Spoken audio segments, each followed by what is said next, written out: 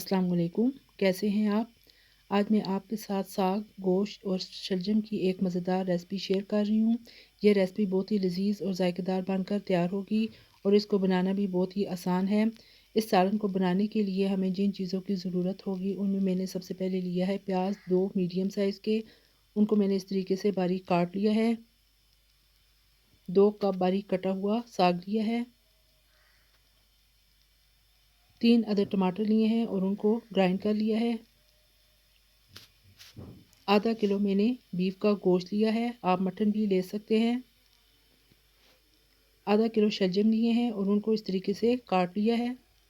मसाला जात में दड़ा मिर्च 1 टेबल स्पून, लहसुन और अदरक पिसा हुआ 2 टेबल स्पून, गरम मसाला जिसमें 1 अदद मोटी इलायची, 1 चम्मच सफ़ेद ज़ीरा और दालचीनी के 2 से 3 अदद टुकड़े हैं। सूरख मिर्च पाउडर 1 टीस्पून, नमक 1 टीस्पून, हल्दी पाउडर 1 टीस्पून, खुश्क धनिया पिसा हुआ 2 टेबल स्पून। चलिए जी आज की रेसिपी को बनाना शुरू करते हैं। बिस्मिल्लाहिर्रहमानिर्रहीम। प्रेशर कुकर के अंदर 1 कप कुकिंग ऑयल शामिल कर दें। जैसे ही ऑयल गर्म हो जाए तो इसके अंदर प्याज को डाल दें। साथ में साबुत गरम मसाला भी शामिल कर दें ताकि एक अच्छी सी खुशबू आनी शुरू हो जाए। 2 से 3 मिनट तक इसे अच्छी तरीके से फ्राई कर लें। जैसे ही प्याज का कलर हल्का सा चेंज होना शुरू हो जाए तो इसके अंदर गोश्त को शामिल कर दें। साथ में लहसुन और अदरक भी डाल दें।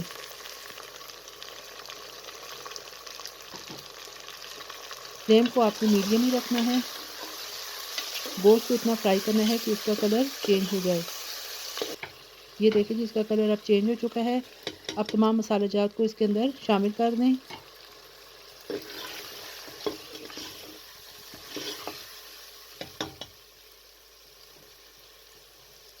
और ग्राइंड किए हुए टमाटर भी शामिल कर दें।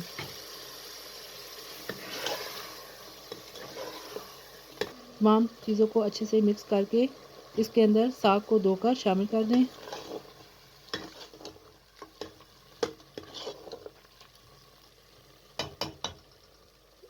बहुत ही अच्छी सी खुशबू आनी शुरू हो चुकी है। आप भी इसी तरीके से बनाइएगा।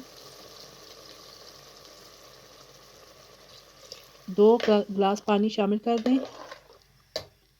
अच्छे तरीके से चम्मच चलाकर इसको कवर कर दें तकरीबन 10 मिनट के लिए। ये देख लीजिए 10 मिनट गुजर चुके हैं। अब आप इसके अंदर 2 टेबल स्पून कसूरी मेथी शामिल कर दें और 3 से 4 अदद सब्ज़ मिर्चें शामिल कर लें। गोश्त की अच्छी तरीके से भुनाई कर लें। ये देखिए जी ऑयल अब ऊपर आ चुका है। अब कटे हुए जो शलजम थे वो इसके अंदर शामिल कर दें। शलजम डालकर मज़ीद आप 5 से 7 मिनट तक अच्छी तरीके से गोश्त को भून लें। अब तकरीबन 1.5 गिलास पानी शामिल कर लें और 7 मिनट के लिए तकरीबन इसको कवर करके पकने दें। ये देखिए तकरीबन 7 से 8 मिनट गुजर चुके हैं और शलजम भी अच्छे तरीके से गल चुके हैं।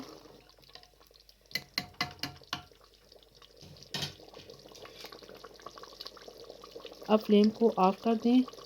बारीक कटा हुआ साबुत धनिया और सब्ज़ मिर्चें इस तरीके से डाल दें। हाफ़ टी स्पून पिसा हुआ गरम मसाला भी शामिल कर दें। मैं अब आपको डिश आउट करके दिखाती हूँ। ये देखिए जी मज़ेदार साग गोश्त और शलजम का सालन रेडी हो चुका है। ये बहुत ही लज़ीज़ और ज़ायकेदार बनकर तैयार हुआ है और बहुत ही कम वक्त इसको बनाने में लगा है। आप इस तरीके से एक दफ़ा ज़रूर बनाइएगा इन्हीं मसालों के साथ और मुझे कमेंट बॉक्स में बताइएगा कि आपको मेरी ये रेसिपी कैसी लगी है। अगर आपको मेरी ये रेसिपी पसंद आए तो लाइक कर दीजिएगा। साथ में मेरे चैनल को सब्सक्राइब और शेयर भी कर दें और बेल आइकन को भी प्रेस कर दें ताकि मेरी हर नई वीडियो आप तक पहुंच सके। इजाज़त दीजिए। अल्लाह हाफ़िज़।